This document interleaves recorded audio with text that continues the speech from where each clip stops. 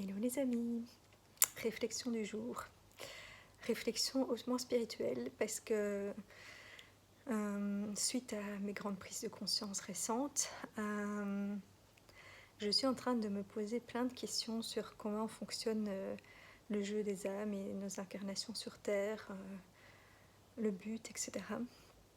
Et là du coup je me pose la question de savoir est-ce que toutes les âmes qui s'incarnent viennent s'incarner pour évoluer et apprendre des leçons? Est-ce qu'il n'y a pas des âmes qui sont privilégiées, entre guillemets, et qui vont apprendre de plus grandes leçons que d'autres, et que certaines autres âmes dans leur vie ne sont là que pour les aider à grandir, et pour que quand ces âmes comprennent enfin qui elles sont et le rôle qu'elles sont venues jouer, elles puissent à leur tour aider d'autres personnes, et que du coup certaines âmes ont des rôles plus ingrats. Bon, après, je pense quand même que chaque âme il gagne quelque chose à venir s'incarner, mais j'ai l'impression, enfin voilà, je me demande, je me pose la question, est-ce que certaines sont privilégiées dans, voilà, est-ce qu'on a certaines incarnations où on est privilégié et destiné à apprendre plus, et d'autres incarnations où on est plus, où on a fait des contrats d'âme pour servir quelqu'un d'autre, pour servir l'éveil de quelqu'un d'autre, je veux dire.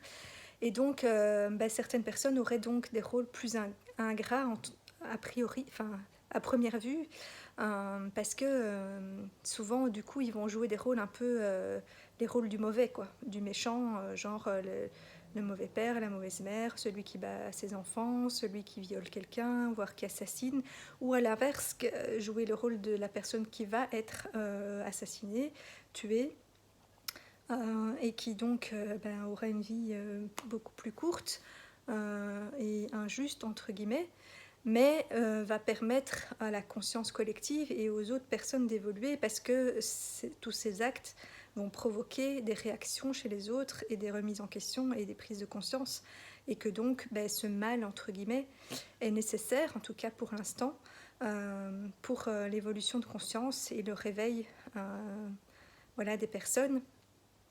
Et après, je pense que ces âmes, ils gagnent quand même un peu quelque chose. Peut-être que ça leur apprend, enfin, c'est mon raisonnement à moi. Du coup, je me pose plein de questions. Mais je me dis peut-être qu'elles, si inconsciemment, elles se rappellent de ces rôles qu'elles ont joués, et qu'elles se rappellent que même si le rôle était mauvais, il était là pour aider d'autres à grandir, que peut-être on développe à ce moment-là le non-jugement, par exemple. Voilà, l'ouverture d'esprit, la compréhension. Je sais pas, je me demandais. Après, comme on oublie un peu nos anciennes vies, je sais pas si ces mémoires-là restent ou pas, mais c'est une question que je me pose, et que du coup, dans ce cas, je me dis que je me sentirais une âme privilégiée, et que à tort, j'ai peut-être... maintenant, je comprends pourquoi, mais voilà, que j'ai fait certains reproches à certaines personnes qui, au fond, sont là pour me faire grandement évoluer. Et maintenant, je m'en rends compte. Et après, je me dis aussi que sûrement que voilà, dans ce grand jeu des âmes et contrats, qui a quand même pour but de faire évoluer tout le monde à la fin, je pense qu'on essaye de faire allez, de caser les gens, entre guillemets, de manière optimum, pour que tout le monde dans l'entourage bénéficie chacun des leçons qu'il a à recevoir. Mais j'ai l'impression que c'est pas possible que tout le monde... Enfin voilà, qu'il faut qu'il y ait des âmes qui, elles, vont peut-être apprendre moins de leçons, mais vont jouer un très grand rôle pour aider d'autres, et vont malheureusement paraître des mauvaises âmes ou méchantes temporairement en fonction de ce rôle qu'on leur a attribué, mais qui, quelque part, au fond,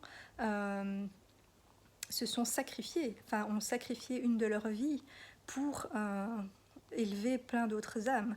Donc finalement, moi je me dis qu'en fait c'est un très beau geste, même si la personne n'en est pas consciente au moment où elle est incarnée sur Terre.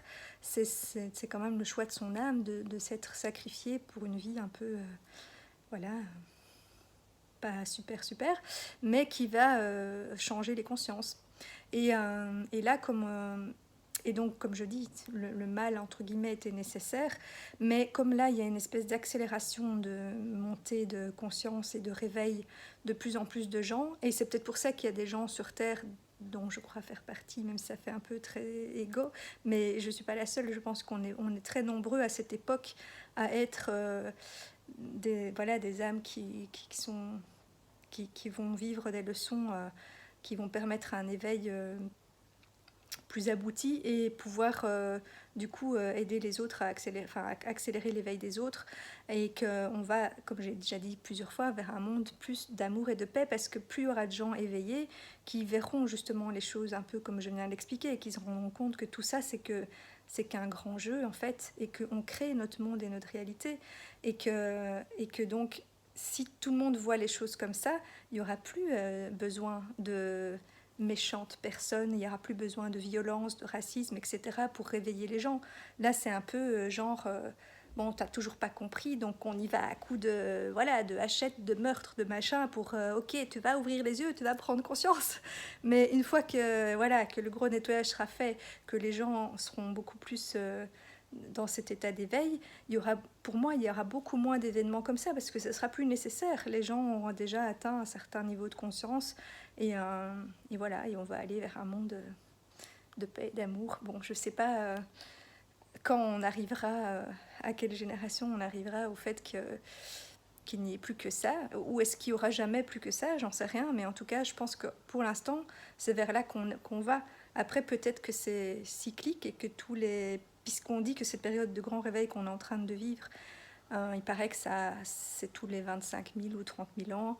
Peut-être qu'après, on recommence un autre cycle, et que le mal, entre guillemets, devra revenir, parce on va apprendre d'autres types de leçons. Je ne sais pas. Tout ça, c'est que des hypothèses, j'en ai aucune idée. Mais voilà, c'était ma réflexion du jour. Voilà, de me demander si dans une vie, certaines âmes sont plus privilégiées que d'autres, et du coup...